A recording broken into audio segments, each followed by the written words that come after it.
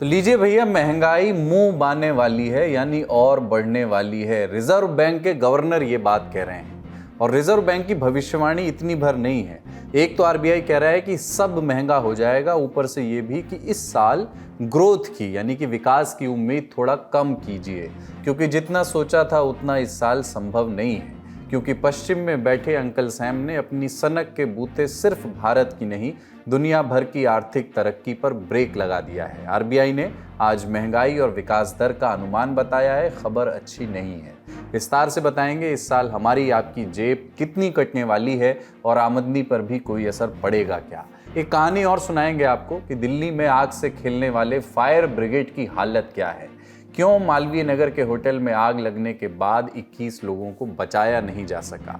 कर्नाटक की बात भी करेंगे और तमिलनाडु की भी। कर्नाटक में कांग्रेस की नई सरकार को एक मंत्री ने सिरदर्द दे दिया है और तमिलनाडु में बीजेपी छोड़ने के बाद अन्नामलाई ने बीएल संतोष को लेकर के क्या कहा वो भी बताएंगे। नमस्कार, अपन है कुलदीप और आप देखना शुरू कर चुके हैं the Lallantop show. Brought to you by Saluja gold. Bharat का सबसे भरोसेमंद Saluja gold TMT bar. Saluja gold TMT. अब सही पकड़े हो कॉन्ट्रैक्टर बाबू, मजबूती सब कुछ है। आरबीआई ने साफ शब्दों में कह दिया है कि इस फाइनेंशियल ईयर में महंगाई बढ़ेगी, जितनी सोची थी उससे ज्यादा बढ़ेगी। आरबीआई का अनुमान है कि वित्त वर्ष 2026-27 में औसत महंगाई दर 5.1% रहेगी।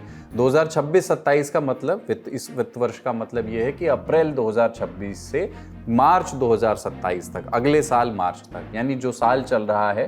पहले कितना अनुमान था इसका? 4.7, 4.7, जो अब बढ़ गया है। लेकिन तेल ने पूरा खेल बिगाड़ा है और हमारा आपका बजट भी। आरबीआई गवर्नर ने अपने स्टेटमेंट में क्या कहा है ये देख लीजिए। वो कहते हैं कि मई से अंतर्राष्ट्रीय बाजार में कच्चे तेल की बढ़ी हुई कीमतों का असर भारत के पेट्रोल पंप्स पर दिखने लगा। पेट्रोल और डीजल की कीमतें बढ़ी हैं। कमर्शियल एलपीजी सिलेंडर, उद्योगों में इस्तेमाल होने वाले कच्चे माल, केमिकल्स, मेटल्स, रबर और प्लास्टिक जैसी कई चीज़ें महंगी हुई हैं। जब कंपनियों की लागत बढ़ती है तो वे अक्सर उसका बोझ ग्राहकों पर डाल देते हैं। इसलिए आने वाले महीनों में रोज़मर्रा की चीज़ों की कीमतें और बढ़ सकती हैं। यानी एक बात तो साफ है कि डोनाल्ड ट्रंप ने पश्चिम एशिया में जो रायता फैलाया था वो अब उनसे समेटा नहीं जा रहा। वो हमारी अर्थव्यवस्था के लिए भी सिरदर्द बन गया है। सरकार ने 2 महीने तक पेट्रोल डीजल के दाम नहीं बढ़ने दिए। वजह चाहे चुनाव रहे हों या तेल कंपनियों ने जो उसके पहले मुनाफा कमाया था वो। लेकिन मई से तेल महंगा हो गया, जिसका असर सामान की ढुलाई पर पड़ा।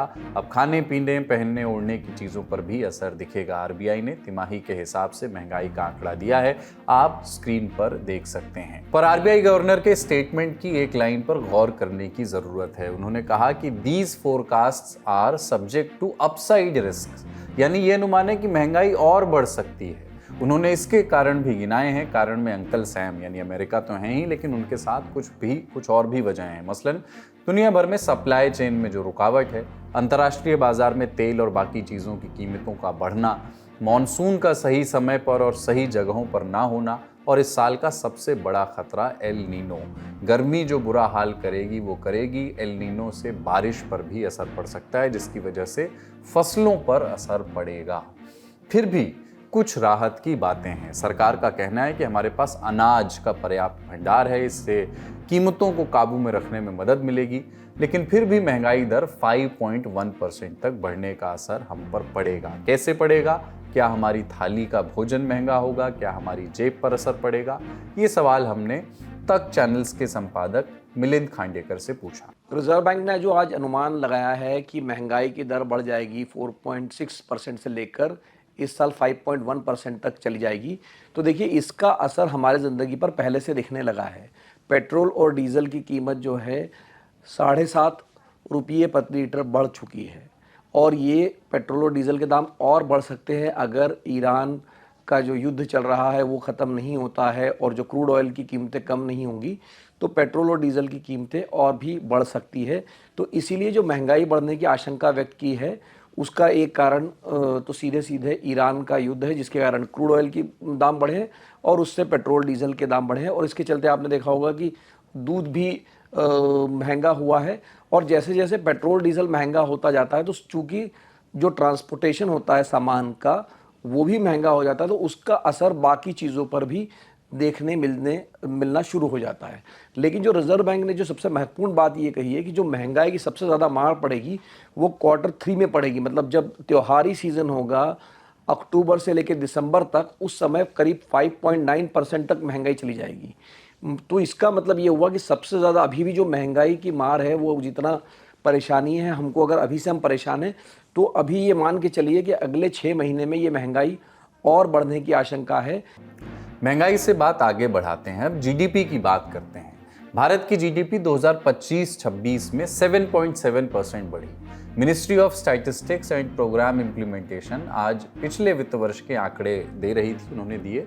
अनुमान तो था 7.6% का, लेकिन हमने अपने अनुमान को भी बीट कर दिया और पिछले साल की ग्रोथ को भी। 2024-25 में भारत की विकास दर 7.1% थी। मंत्रालय का कहना है कि जनवरी मार्च वाली तिमाही में 8% विकास दर का अनुमान था, जिसमें थोड़ी गिरावट आई, 7.8% ग्रोथ रही जनवरी मार्च 2026 में। इस गिरावट की वजह स्पष्ट है कि ईरान अमेरिका युद्ध ने मार्च में सिर्फ भारत ही नहीं दुनिया भर का एस्टीमेट बिगाड़ दिया। जीडीपी के जो ताज़ा आंकड़े आए हैं जो कि सरकार ने आज जारी की है, उसमें एक राहत की खबर ये है कि जो आखिरी क्वार्टर के नंबर आए हैं उसमें 7.8% ग्रोथ बताई गई है।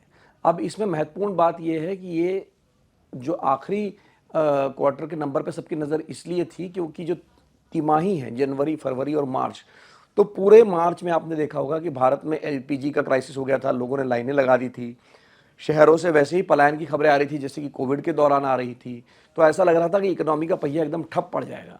लेकिन जैसा मैंने कहा कि ये आंकड़े में तीसरे महीने का असर उतना नहीं दिख रहा है जितना कि लोगों को आशंका थी। पर यह बात तो पिछले साल की थी। आज आरबीआई ने चालू वित्त वर्ष की विकास दर का अनुमान भी बताया है। 2026-27 में इस साल की ग्रोथ रेट का अनुमान भी घटा दिया गया है। आरबीआई ने ग्रोथ रेट का अनुमान पहले 6.9% दिया था, अब उसे घटा करके 6.6%, 0.3% घटा दिया है। आप अंतर देख सकते हैं। हम आज ही खुश हुए हैं कि पिछले साल भारत ने बढ़िया काम किया, अनुमान से ज़्यादा विकास दर पाई, लेकिन इस साल हम पिछले साल के रिकॉर्ड से दूर दूर तक पीछे हैं। जितना अनुमान था वो भी नहीं पहुंच पाएंगे। आरबीआई यहाँ भी तेल की सप्लाई को बड़ा फैक्टर बता रहा है। उसने साफ कहा है कि आने वाले समय में तेल और कच्चे माल की कीमतों में बढ़ोतरी, सप्लाई में आने वाली रुकावटें इकोनॉमिक एक्टिविटीज़ पर दबाव डाल सकती हैं, यानी अर्थव्यवस्था पर असर पड़ सकता है। जिन सामानों की सप्लाई पर असर पड़ा है उनको दूसरे सोर्सेस से मंगाया तो जा सकता है, लेकिन उस केस में लागत बढ़ जाएगी। और दूसरा, मानसून। मौसम विभाग हर साल अप्रैल और मई में मानसून का अनुमान बताता है। अप्रैल में कहा था कि इस साल सामान्य से 92% बारिश हो सकती है, लेकिन 29 मई को बारिश का अनुमान घटा करके 90% कर दिया। इतनी कम बारिश की आशंका पिछले 10 साल में पहली बार लगाई गई है। मौसम विभाग पिछले 50 साल की मानसून बारिश का औसत निकालता है। ये औसत करीब 87 सेंटीमीटर है और हमने आपको बताया कि बारिश कम होने की बड़ी वजह है एल नीनो, यानी ये साल थोड़ा सा संभल कर चलने वाला है। चौतरफा समस्याएं हमारे सामने रहने वाली हैं। देखिए, रिजर्व बैंक ने जो अपने ग्रोथ का अनुमान है वो पहले 6.9% लगाया था पूरे साल भर के लिए, मतलब पूरे वित्त वर्ष के लिए। अब उसको घटा दिया है, 6.6% कर दिया गया है। और उसके दो कारण बताए गए। एक कारण तो जो पहले से चल रहा है वो ये है कि जो ईरान का युद्ध हुआ है इसके कारण हमारे ग्रोथ में गिरावट की आशंका है, क्योंकि जो आप देख रहे हैं कि जो क्रूड ऑयल की वजह से जो क्राइसिस खड़ा हुआ है, महंगाई बढ़ रही है, वो कहीं ना कहीं हमारी ग्रोथ पर असर डालेगी। तो जब ग्रोथ कम होती है, मोटे एक लाइन में समझ लीजिए, ग्रोथ कम होने का मतलब ये है कि आपकी आमदनी पर खतरा है। या तो आपकी आमदनी कम हो सकती है या वो स्टेगनेंट रह सकती है, उसके बढ़ने की संभावना बहुत कम हो जाती है। जो नौकरी पेशा लोग हैं उनको इंक्रीमेंट उतना नहीं मिलेगा या हो सकता नहीं मिले, यहाँ तक कि नौकरियाँ भी जा सकती है। क्योंकि जब ग्रोथ कम होती है तो कंपनियों का माल कम बिकता है, उनकी खपत कम होती है, तो वो अपने खर्चे कम करते हैं। तो एक तो जो अपने एग्जिस्टिंग खर्चे हैं वो कम कर सकते हैं, तो इसलिए आपकी सैलरी या आपकी आमदनी बढ़ने में दिक्कत है। लोगों को कम भी कर सकते हैं अगर ज़्यादा मुश्किल हो जाए तो। और दूसरी बात, वो नए प्रोजेक्ट नहीं लाते हैं। जब उनको लगता है कि ग्रोथ नहीं हो रही है तो नए प्रोजेक्ट नहीं आते हैं, नए कारखाने नहीं लगते हैं, तो उसका परिणाम ये होता है कि नई नौकरियाँ नहीं आती है। हम जानते हैं कि महंगाई बढ़ेगी तो खर्च बढ़ेगा, पर क्या विकास दर कम होने से हमारी आपकी आमदनी पर भी असर पड़ेगा? जब आरबीआई ने विकास दर का ऐलान किया तो मिलिंद खांडेकर ने अपने एक्स अकाउंट पर लिखा कि इसका असर लोगों की आमदनी पर भी पड़ेगा। हमने उनसे पूछा कि विकास दर और हमारी आमदनी कैसे एक दूसरे से लिंक है। देखिए, ग्रोथ कम होने का मतलब ये है आपकी आमदनी कैसे कम हो सकती है। आपकी आमदनी कैसे बढ़ती है? जब इकोनॉमी का पहिया तेज़ी से घूमता है, जब ग्रोथ ज़्यादा होती है। जब ग्रोथ ज़्यादा होती है तो आपके हिस्से में भी उस ग्रोथ का हिस्सा आता है, आपकी भी आमदनी बढ़ती है। लेकिन जब वो पहिया धीरे चलना शुरू होता है ग्रोथ का, जीडीपी ग्रोथ जैसा कि रिजर्व बैंक कह रहा है कि थोड़ी कम हो सकती है, तो उसका सीधा असर ये पड़ता है कि या तो आपकी आमदनी, अगर आप बिजनेस कर रहे हैं तो आपकी आमदनी, आपकी बिक्री कम हो सकती है। अगर आप नौकरी कर रहे हैं तो आपकी सैलरी का इंक्रीमेंट कम हो सकता है, आपका बिजनेस पहले से कम हो सकता है, या आपकी हो सकता है नौकरी पर भी खतरा हो जाए अगर हालात बिगड़ जाए तो कुल मिला के सीधे जो ग्रोथ कम होती है, हमको लगता है कि एक ये जो इकोनॉमिक्स का एक आंकड़ा है, जीडीपी आंकड़ा है, सरकारी आंकड़ा है, हमारे ज़िंदगी पर क्या असर पड़ेगा। लेकिन जब जब ग्रोथ कम होगी हमारी ज़िंदगी में मुश्किलें बढ़ेंगी, खास करके हमारी आमदनी पर मुश्किल बढ़ती है। और दूसरी तरफ जो डबल मार है इसमें वो महंगाई की है, क्योंकि महंगाई बढ़ने की भी आशंका है। मतलब एक तरफ आपकी आमदनी या तो बढ़ेगी नहीं, कम हो सकती है, दूसरी तरफ आपके खर्चे बढ़ने की आशंका रहती है। तो कुल मिला के आपकी बार ये दोहरी मार है।